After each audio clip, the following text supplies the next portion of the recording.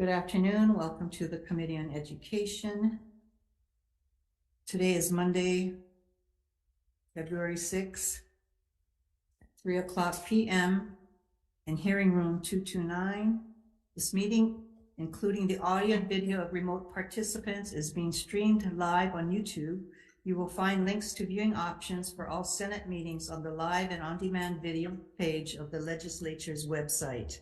This Zoom meeting and YouTube live stream event will include the 3:00 p.m. agenda for the Committee on Education. In the unlikely event that we must abruptly end this hearing due to major technical difficulties, the committee will reconvene to discuss any outstanding business on Wednesday, February 8th at 3:00 p.m. in this room 229, and a public notice will be posted on the legislature's website. I'd like to take this time to remind our testifiers that due to time restrictions on our hearings, we will be limiting testimony to 1 minute per testifier per bill. For people participating remotely, please remain muted and video disabled until shortly before it is your turn to testify. When I call your name, unmute yourself and your time will begin. After your minute is completed, staff will mute you so that we can move this hearing along in an orderly and efficient manner. Thank you, members, committee. First on our agenda is Senate Bill 105 relating to education. It changes the Department of Education's quarterly report requirement on autism spectrum disorder to an annual report. To testify,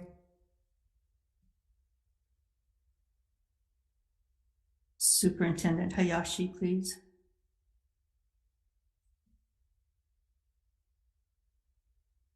Aloha, Chair Kidani, Vice Chair Kim, and members of the committee.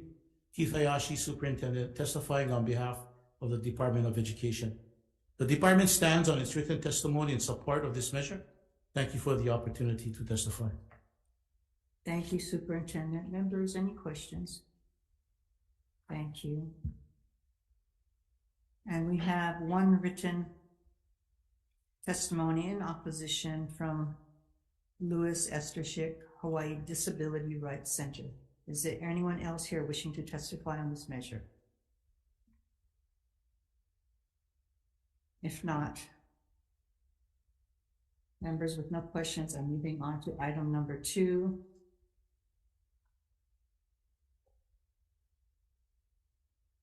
Senate Bill 816 relating to computer science education allows students to complete computer science courses as a substitute for science credits at the high school level to count towards graduation requirements.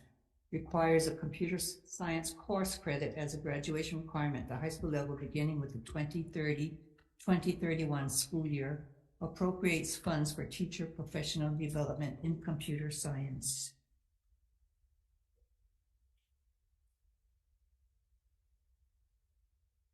To testify, Superintendent Hayashi, please.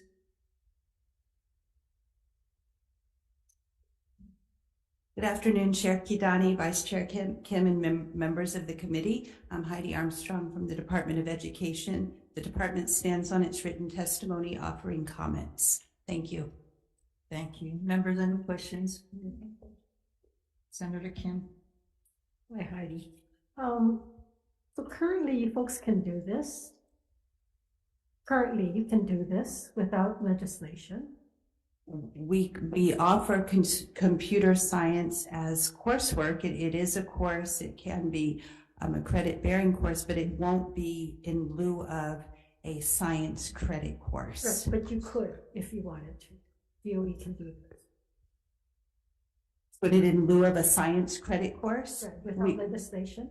We work with our Board of Education in determining the graduation requirements, and we would continue to work with them if there was a change to the current graduation requirements. Well, the point I'm trying to make is that we don't need a piece of legislation to make this happen, that if DOE and the Board of Ed wanted to do it, you folks can do it. Yes. Right? Okay. And then you say in your testimony that this is just one piece of the knowledge. So in essence, you're saying that you shouldn't do this.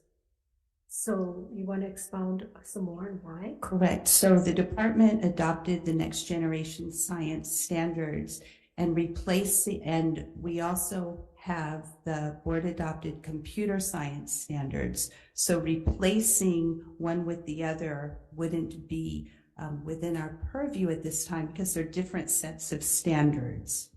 So within the standards now, would it cover exactly what this measure is asking for it? The NGSS offers a broader scope than the particular computer science strand. Okay, thank you. Members, any other questions?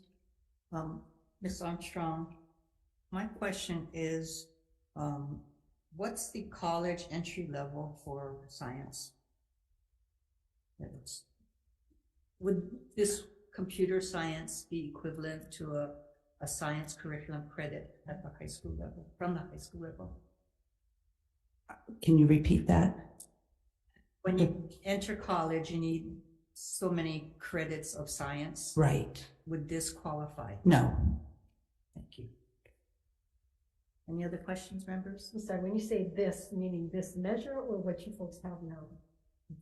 This, This, I'm meaning this. okay, thank you. Yeah. Thank you. Okay. With no other questions, moving on to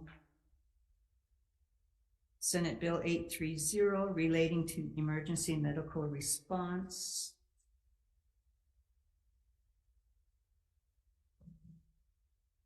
This is requiring each public schools administration to appoint critical emergency response team members and establish procedures to respond immediately to critical medical emergencies to take effect July 1, 2023.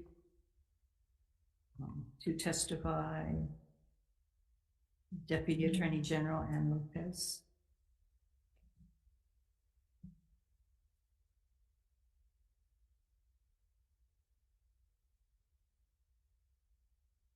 Good afternoon, Chair Kirani, Vice Chair Kim, members of the committee, Deputy Attorney General Ann Horiuchi. As set forth in our testimony, the department wanted to provide some clarifying amendments. If the bill is meant to include charter schools, then the bill should be amended in certain ways. And if it's not meant to include charter schools, then we've suggested other amendments. In our testimony, we also suggested potential language that would address the potential liability of the critical emergency response team members. I'm available for questions. Thank you, members. Question of the Sure. This medical response team, because they're not going to be paid, they're just going to be working for the school or being provided. Maybe not necessarily need to be faculty. We don't know. I mean, I don't know if that's what they mean to as an emergency, having a school having an emergency response. Reason why I was going to ask that is because I know we're still covered under the Good Samaritan law. Wouldn't this, as an emergency response team, protect the people that is responding to an emergency, like either guys need CPR or they need some kind of medical help, protect them? I don't want to stray too far away from our testimony. I would just say that my understanding of the Good Samaritan law is that it would protect bystanders, but I worry that if this law would basically mandate that the team members are required to act under certain circumstances, and that might not protect them as a bystander under the Good Samaritan law. Are you saying it's better to them to be prepared and just be bystanders and render aid, or what? Can't say whether it's better or not. I'm just... That's how the firefighters are protected when they doing CPR on an infant or an elderly person and they broke ribs or they cause damage because they're person. That's part of the Good Samaritan law, protects them in half of what they're doing within their job. So I just wondering, because you're saying that there's a liability only if you are paid or you're a volunteer. Is it that underneath in Good Samaritan? I'm not prepared to say whether or not it would apply. I think I'd have to take a look at the exact wording of the statute and to double check. But I think what we wanted to be clear on is that we are proposing this proposed language regarding liability to just address the potential liability concerns that what might be faced by the people on these emergency response teams.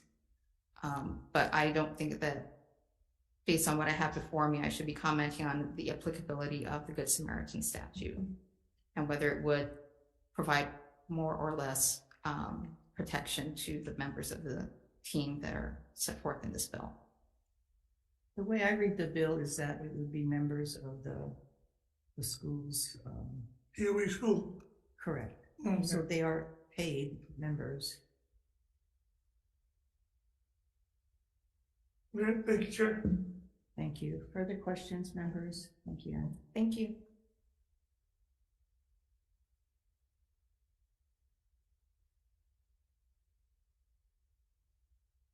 Next to testify, Superintendent Hayashi.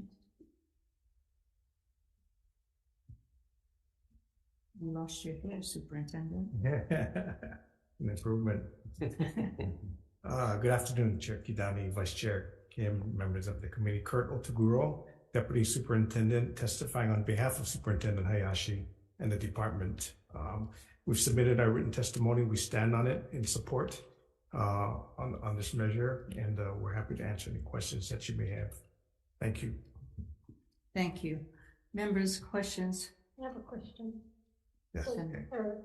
the testimony submitted based on an incident that happened to a child. So under this measure, would these individuals or specific individuals be available if anytime there's that kind of an emergency? Would that door? Yeah, thanks for that question and comment. This measure actually expands and strengthens what is currently in place, put some attention to it. So today we have school health assistants that are designated at every school. They are trained to do CPR and that kind of thing. The rest of the staff, besides, I think it's athletic directors or the athletic staff, do CPR, but it's on a voluntary basis. And every school is different depending on size. So it depends, 8-15 on a committee to respond to these things. So I think this measure can help us to reinforce that. But it is, as Senator Fedler said, it's voluntary at this time to be CPR certified. Yeah, I guess the point I'm just trying to make, is it possible to that everybody be CPR certified? Because if an incident like this happens again, if there's nobody that happens to be nearby or around to witness this or to be in the position to help, will it help? It will absolutely help, because as we know, incidents can happen at any given time. So the more people or more faculty or staff that are aware of it, the better off we're going to be. So it's just providing that awareness and why, give them the whys as to what value they would provide by taking the certification. I just don't want it to be a false sense, because, you know, at any given time, there might not be anybody that can reach that individual within the 3 minutes or whatever amount of time that's needed. So I want to make sure that we're not getting a false sense. I believe it will be our responsibility to show the value of it. And we know that these things have changed over time. And so I think it's up to leadership to provide those examples of why it's important. Thank you. Further questions, members? Sure. Senator Pavel. The only reason I bring this up is because when I was, at that time was classified as security, all of us had to be CPR certified, and we all had to carry the pouch for, you know, the mouth-to-mouth contact and all of that. So it was not only trained on that and on the response, but also, of course, using the stuff that they have all over. I don't know what it's called, AA, whatever that. Yeah. Now get more. Before it was very expensive, so not only everybody could have them, but having that extra training, and I know we're looking for enhancing the security back, going gradually in the pay and the classification. But I think if they get back training, because that's the ones always on campus and always around more, I think it would be a good thing for them to be trained for that. Yes. And if they were trained before, as you know, the rules have changed so that mouth to mouth is no longer Yeah. necessary. So maybe that's a better appeal. But unless we educate our staff that may have done it before, that these are changes that may be more conducive today, that's the kind of thing we need to do. Absolutely. Thank you, Chair. Thank you. So Kurt, tell me again, who responds now to emergencies on campus? Well, I think anybody does, but you have designated a school health assistant. They are the point for that. Obviously, So the every principal, school has a health everybody assistant. should have. Hopefully, they're all filled. And these health assistants are not required to have. That position is required to be certified in CPR, first aid. The rest are voluntary, but that's why they form committees. And so would you, if this bill is passed, would you be able to implement it for the next school year? We hope that if this bill is passed with additional funding, the answer is yes. The funding will help in additional first aid kits, AED equipment where it's not there. There is a minor, well, it's a small maintenance fee, but when you multiply it by 258 schools, it'll add up. So yeah, the short answer is yes, we can implement. How effective is going to be based on the funding that we receive so that we can expand this, as well as do the training on an ongoing basis. Training one time is good, but I believe we need to do this on a periodic basis, so it's always top of mind. Okay. If you could provide this committee with a list of what equipment would be needed and approximately what that would cost per school. Okay, thank you. Oh, what question? Sure, Senator Kim. Kurt, do you need this bill in order to do this? This bill, no, the answer is no, we're doing this today. What Doing this it does today, it, but you're asked for that to be extended. yes, So when the chair asked you whether you could implement it, you certainly could implement it yes. without having a measure. So even if the measure doesn't pass, is this something that the DOE is committed to do? The DOE is committed to do everything. Okay, so possible money for could be safety. put in the budget without a bill and you would do it. Thank you. Thank you. Thank you, Kurt. Thank you. Okay. Moving on to the next item on the agenda. I'm sorry. Are you signed up to testify?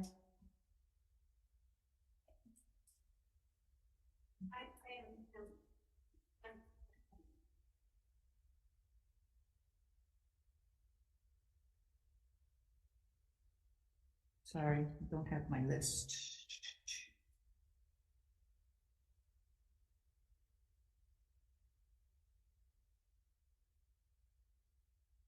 Oh, never mind. Got it.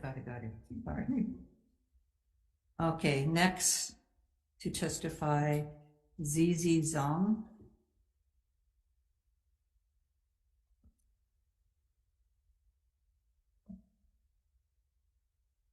Aloha, Kayaka, Chair, Vice Chair, and the Education Committee. My name is Angela Melody Young, or Zizhong. I'm testifying in strong support. In a medical emergency, every minute matters. Many schools conduct a variety of drills to assess coordination, the school's crisis management functions, and tabletop exercises so that emergency response teams can improve in practice. The research from the legislature, as provided by this measure, finds that DOE currently has basic emergency response guidance. There is a gap between guidance provided to administer first aid and carrying out the training and preparedness of personnel during emergencies. So there's this gap, right? And the purpose of this act is to supplement the DOE's emergency procedures to help improve responses to emergencies, just to prepare for unforeseen circumstances in the future. Each school shall develop a known practice and maintain communication method to activate during emergency response with their critical emergency team members, and each member shall respond in good faith when activated. On the U.S. Department of Education's directory, there are emergency procedure documents from other schools, such as a school from California that have a very similar structure to what is outlined in the measure. It is imperative to support our school's emergency response teams so that everyone can receive medical care in a timely manner. Thank you for the opportunity to testify. Thank you. Members, questions of the testifier? If not, moving along, Amanda Looney.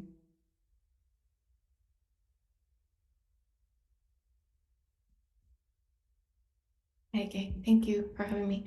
I wrote this legislation after an incident with my son.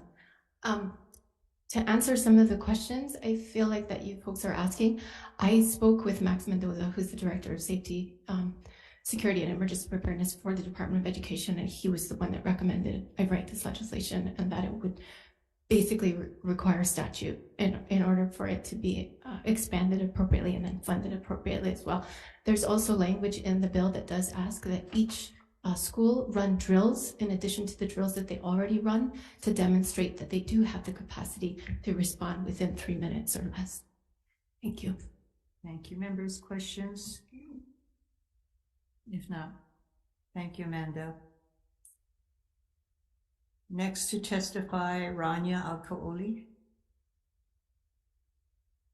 In support, Keopu Relitz. In support. Is there anyone here that's on measure to testify?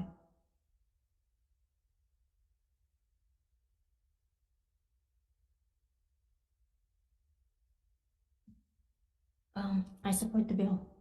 Your name, please. Rania Kohli. Thank you, Rania. Members, any further questions? Was there anyone online to testify? I don't see anyone signed up. No one on Zoom, Chair. Thank you. Okay, members, if no further questions, moving on. Senate Bill 289 relating to direct instructional services to students.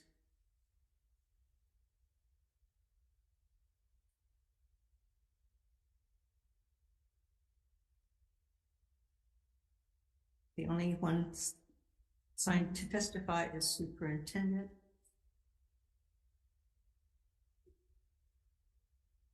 Oh, I'm sorry, did I skip one? I did. 280.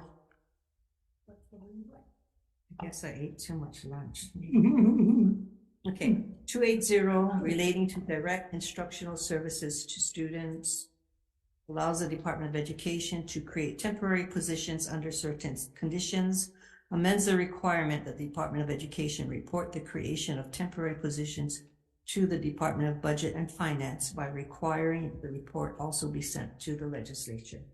To testify, Superintendent Hayashi. Aloha, Chair Kidani, Vice Chair Kim, members of the committee, Keith Hayashi, Superintendent, testifying on behalf of the Department of Education. The department stands on its written testimony, offering comments on this measure. Thank you for the opportunity to testify. Members, questions of the superintendent? Just for him to expound on his comments for the general public. Could you expound on your comments so the general public watching understand what it is? Sure. Thank you for the question, Vice Chair Kim. Currently, SB 280 would limit the department's ability and authority to create temporary positions only to those that provide instructional delivery directly to students. We are able to establish temporary positions for a variety of reasons to advance what we do in the department. In addition to instructional services provided to students, temporary positions also provide critical supports for students and teachers. One example is, for example, related to flexibility and responsiveness. As a result of the pandemic, we were able to establish positions that was able to, I think, provide us flexibility to adjust and adapt to be able to react to the needs of our schools and support the schools and school staff. We wish to retain our ability to do that. So why do you think this measure was introduced?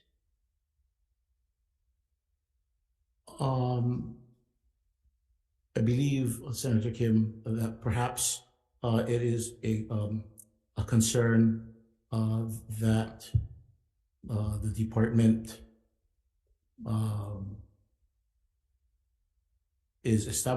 we're able to establish positions that creates flexibility for us. Currently though, we're very fortunate that the Board of Education just finished their strategic plan. And as a result of the strategic plan being finished, we are the next phase. That was phase one. Phase two is now an implementation plan. And that implementation plan then would require the department to look at part of that implementation, a potential reorganization of the department.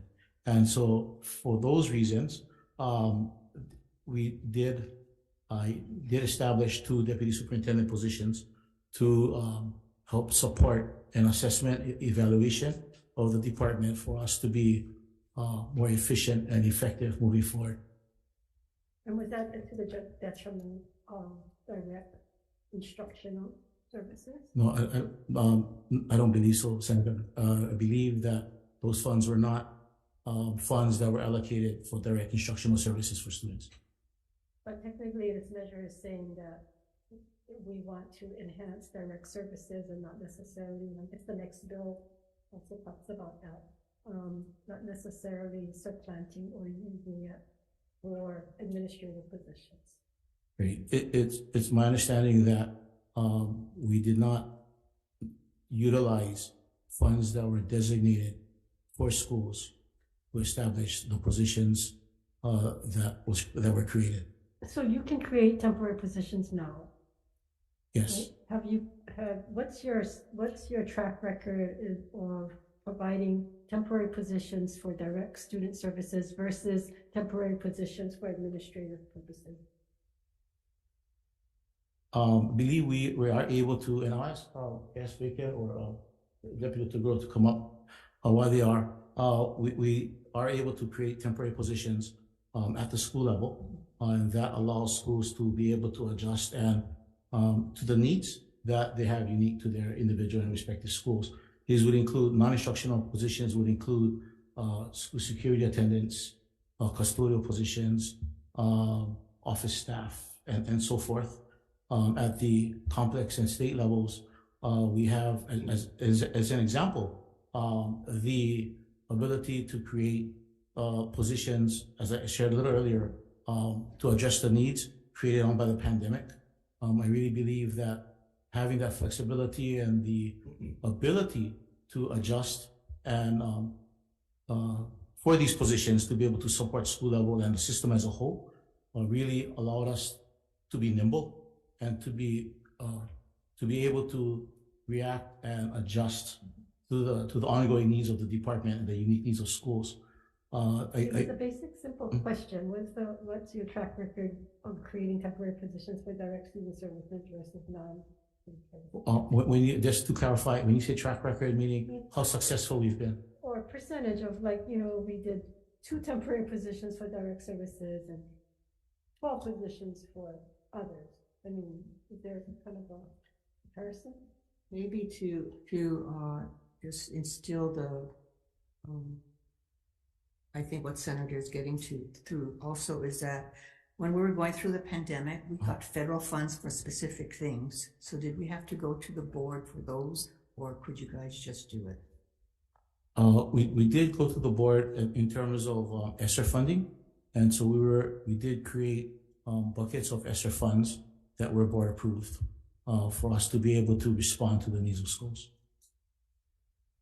Yeah, if I may add, Senator Kim, I think since it's a little targeted at my position, but when you look at the department overall and the total FTE that's reported in the state's AFRA report, right, over the 10 years, the net effect is the same. It's been flat, 21,800. Maybe now it's 21,600 reported in terms of salaried employees, right? As you know, state executive branch has the ability to establish temporary positions for special projects with a specific term, which is what our positions for deputies, it's good for a year, approved by the board. But in answer to your question, I think the schools, my understanding, they'll do it freely because they can, and that's a tremendous flexibility that allows them to react at the community level without going through the state office bureaucracy. But in terms of overall FTE, if you're asking, are we creating extra positions? The reports show that the department has had the same amount of total employees. Now, within that, there are pluses and minuses. Administrators have gone up a bit, but it's still within the 4% range. Support staff come and go. So the department has been very resourceful in terms of keeping their total FTE count at the same level. Now, obviously, dollar amounts go up because of salaries. But it's no different, I think, in terms of what executive branch can do when creating. Yeah, I'm not criticizing temporary positions. I'm just wondering what if you can do it already, what this bill really accomplishes. There must be some A metric. or some reason why direct services to the students is specified, which leads me to think that there may be temporary positions being created for non-direct services, and perhaps that's where the need should be, and it's not. Whenever there's bills introduced, there's always some remedy that somebody feels that there's some discrepancy or some need, and it's kind of what I'm trying to find in this measure. Yeah, as we know, the authority is great for the Department of Education that executive branch departments don't necessarily have. But this department is also huge, as you very well know. And for three deputy positions to manage 286 schools with that many of employees is a tremendous task for the superintendent, because it's like they're running the state by themselves with all the different components, whether it's education, facilities, health. Get paid the big bucks. No. Right. Okay, I got it. Thank you.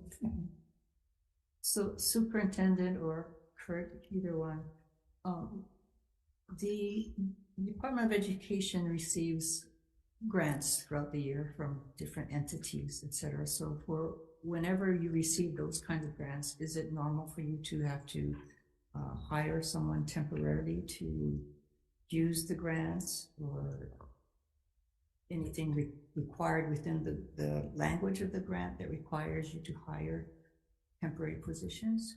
Let me check 1 second, Sandra.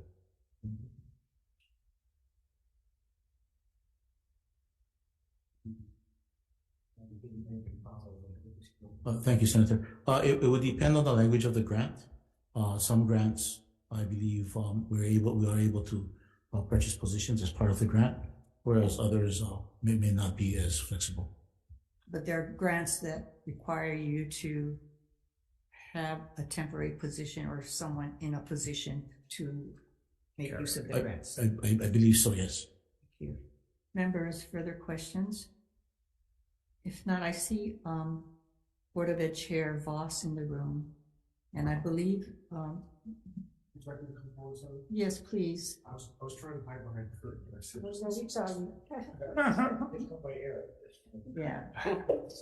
So I know that the board has just completed their strategic plan. So would you like to weigh in on this conversation?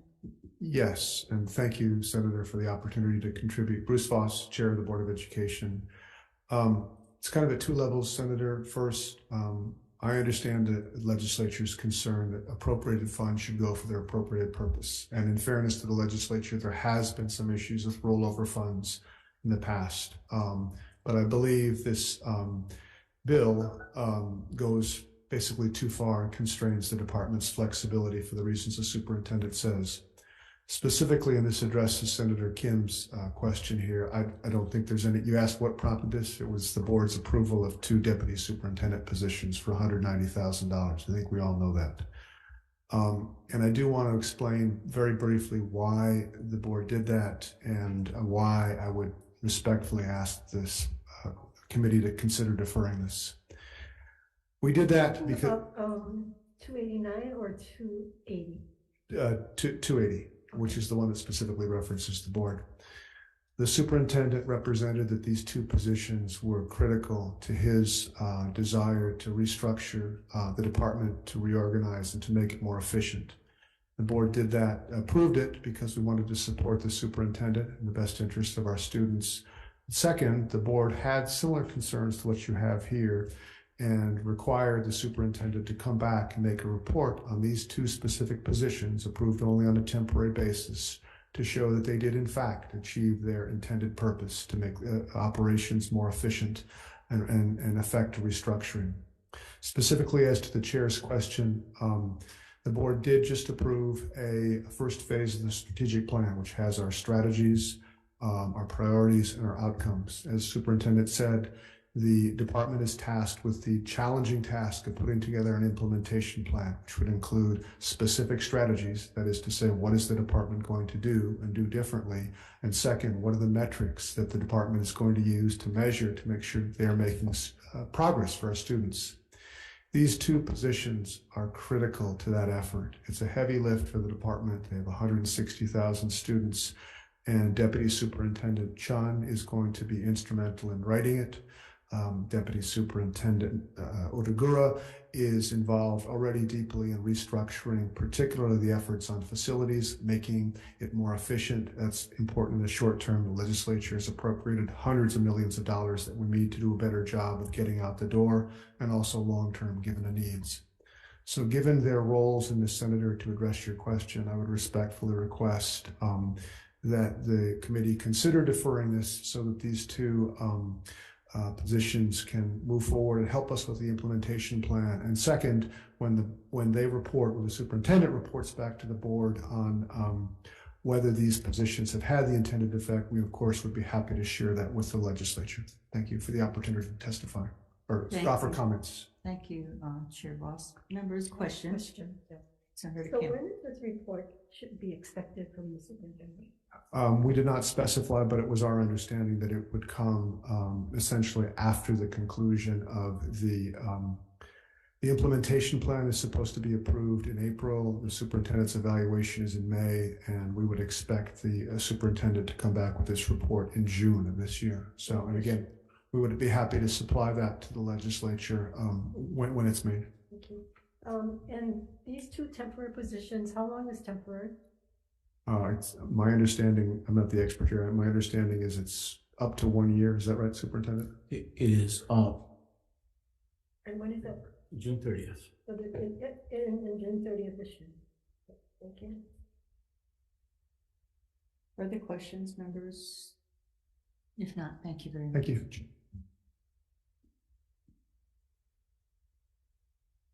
Okay, next on the agenda, really, the Senate Bill 289 relating to direct instructional services to students requires that appropriations allocated to Department of Education programs that provide instructional services directly to students shall remain within the budget of the program to which they were originally allocated, and that the retention of an appropriation shall not be used by the department as a basis for reducing a program's future budget requirements. To testify, Superintendent Hayashi, please. Aloha Chair Kidani, Vice Chair Kim, members of the committee, Keith Hayashi, Superintendent, testifying on behalf of the Department of Education. The department stands on its written testimony in support of this measure. Thank you for the opportunity to testify. Thank you, Superintendent. Questions, members? Thank you. Thank you. I have no other testifiers. Moving on to the next and the last item, Senate Bill 290 relating to direct instructional services to students requires that appropriations allocated to Department of Education programs that provide instructional services directly to students shall remain within the budget of the program to which they were originally allocated, and that the retention of an appropriation shall not be used by the department as a basis for reducing a program's future budget requirements. Allows the Department of Education to create temporary positions under certain conditions, amends the requirements that the Department of Education report the creation of temporary positions to the Department of Budget and Finance by requiring that the report also be sent to the legislature. Madam Chair, before you call the testifiers, is it right to assume that this bill is both encompasses both 280 and 289? Yes, that's correct. How about this hearing? No, Okay, we'll just- the introducer wanted to make sure that we heard him. Got it. Superintendent, please.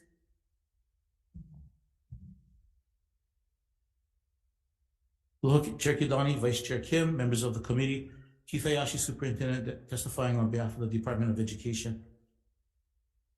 The department stands on its written testimony offering comments on this measure. Thank you for the opportunity to testify. Members, any questions? Thank you, Superintendent. Chair, may I just add a little about okay. Of course you may. I mean, thank you. Of the efforts of both Deputy Superintendent Chun and Deputy Superintendent Otaguro. Deputy Chun has, as Board Chair had mentioned, has been instrumental in helping to coordinate efforts between the department and the Board of Education office and staff. She's also very instrumental in working together with the board on crafting and working on the strategic plan as well as the implementation plan. She has been also coordinating the department's relations with the legislature. It works together with our policy branch, tracking a number of bills, 887 bills out of the over 3,000 bills as one part of what she does in working to move our department forward. Also, Deputy Otaguro has been very instrumental in accelerating the funding supports for MOE. He has encumbered in the last month $80 million in encumbrances, where I believe we were a month ago less than $5 million. He also has been working together with County Mayor, Department of Transportation on Kulani Hakoi High School, and working to move forward in helping to get Kulani Hakoi open. Also, he's been liaisoning with the School Facilities Authority, Lieutenant Governor's Office, EOEL, and other members of Office of Facilities and Operations regarding preschool classes for the Department of Education. So these two additional positions are very important to the department, and we are very fortunate to have them working with us. Thank you. Thank you, Superintendent. Members, questions? I believe that is the last of the testifiers. Recess.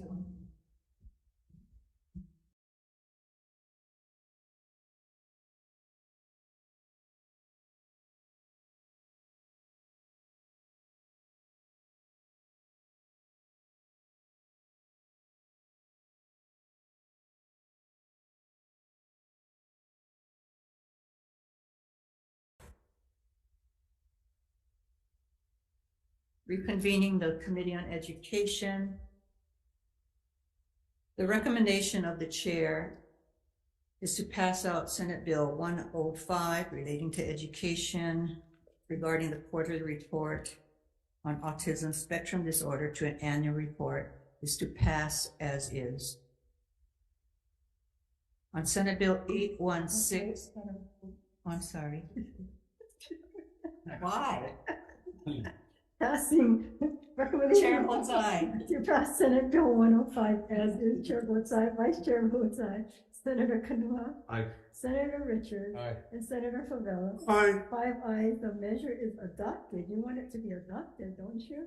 I do. Thank you, Vice Chair. That's why we have a Vice Chair. It's not that she's just here for good looks. Yeah, right. Thank you. Senate Bill 816 relating to computer science. Recommendation of the committee is to defer. Senate Bill 830 relating to emergency medical response. Recommendation of the chair and the committee is to pass with amendments. We're adopting the testimony from the Department of the AG, and we'll be including the recommendation to replace public school on page 2, line 5 with department school, inserting the word area on page 4, line 2 between complex and superintendent, adding an additional subsection to the new section to address potential liability of critical emergency response team members. Any person who acts in accordance with the requirements of this section shall be immune from any civil or criminal liability arising from these acts, except where the person's conduct would constitute gross negligence, willful and wanton misconduct, or intentional misconduct. Chair votes aye. Okay, recommendation is Senate Bill 830, passed with amendments. Chair votes aye, Vice Chair votes aye. How about we do this? Any member here voting with reservations? Any members present voting no? If not, 5 members present vote aye. Recommendation is approved. Okay. Senate Bill 280, recommendation is to defer. Senate Bill 289, recommendation is to defer. And Senate Bill 290, recommendation is to pass with amendments, including technical and non-substantive amendments. This is Senate Bill 290, pass with amendments. Chair votes aye. Okay, Senate Bill 290 passed with amendments. Chair votes aye, Vice Chair votes. Any member voting with reservations, any member voting in opposition, hearing none, all 5 members voting aye. Recommendations adopted, Chair. Thank you. That ends this meeting. Thank you. We are adjourned.